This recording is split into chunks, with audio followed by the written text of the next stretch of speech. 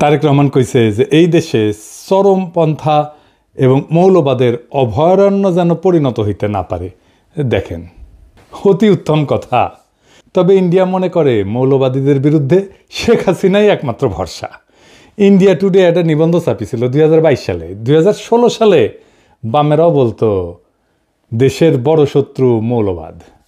হাসিনার ফ্যাসিবাদ কিন্তু বড় শত্রু না, বড় শত্রু মৌলবাদ বামেদের মতে। তাইলে আমরা বুঝলাম বাংলাদেশে মৌলবাদ বলে একটা জিনিস আছে, মৌলবাদী বলেও একটা জিনিস আছে যা খুবই খারাপ, তাই না? সেটারে বিএনপি খাইয়া দিতে চায়, সেটা বিএনপি প্রতিরোধ করতে চায়। আচ্ছা, খুব ভালো কথা। তাইলে খালেদা জিয়ার নিশ্চয়ই মৌলবাদীদের সম্পর্কে একটা বক্তব্য আছিল, সেটা কি একটু আমরা শুনে আসি? আসেন শুনি, এডিটর সাহেব শুনে দেন।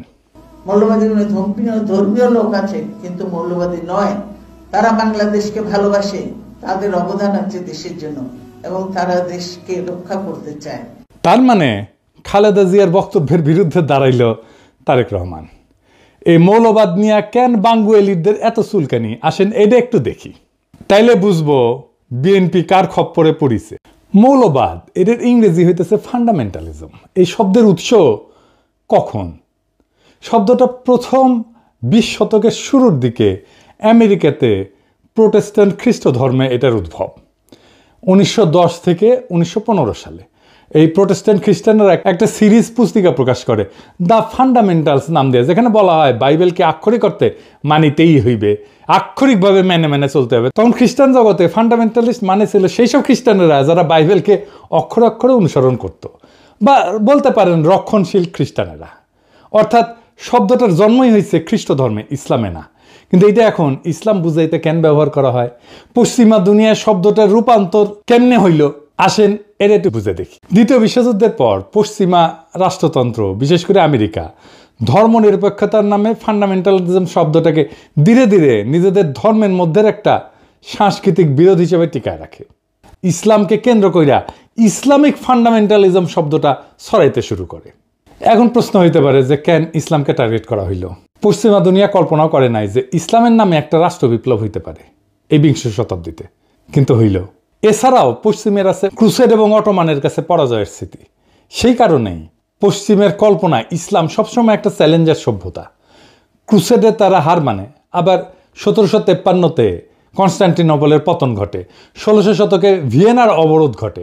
এই সমস্ত ইতিহাস ইউরোপীয় সভ্যতাকে মনে করায় দেয় ইসলাম সামরিক এবং সাংস্কৃতিকভাবে তাদের প্রতিদ্বন্দ্বী।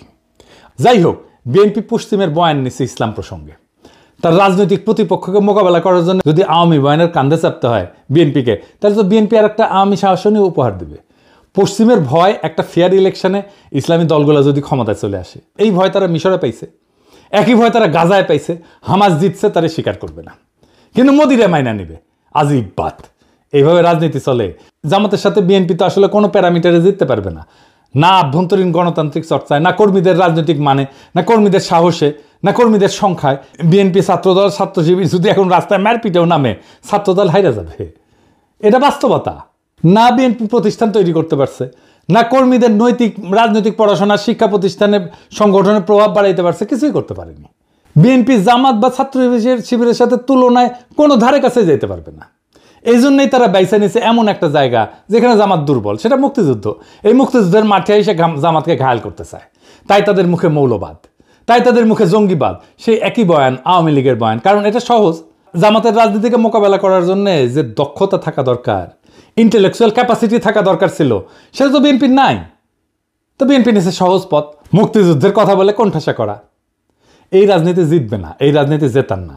এই রাজনীতি অবশ্যই বিএনপিকে পরাজয়ের রাস্তায় নেবে। এই রাজনীতি বিএনপিকে রাষ্ট্র ক্ষমতা আসতে দেবে না, লিখে রাখতে পারেন। এইটাই বিএনপির রাজনৈতিক পরাজয়ের কারণ হবে। নিজেদের শক্তি আর ঐতিহ্যকে ভরসা না কইরা বিদেশি প্রেসক্রিপশনকে আঁকড়ায় ধরা। আওয়ামী লীগ তা করছে বছরের পর বছর, আর বিএনপি যদি সেই একই পথে হাঁটে তবে তার পরিণতি একই হবে। মৌলবাদ নামের কৃত্রিম আতঙ্ক দেখায় জনগণকে ভয় দেখানো যায়, কিন্তু ক্ষমতা দখল করা যায় না। বাংলাদেশের মানুষ চায় না কোনো আমদানি করা প্রেসক্রিপশন, তারা চায় নিজেদের ধর্ম, সংস্কৃতি, ইতিহাস এবং আত্মপরিচয়ের ভেতর থেকে বেরিয়ে আসা একটা রাষ্ট্র।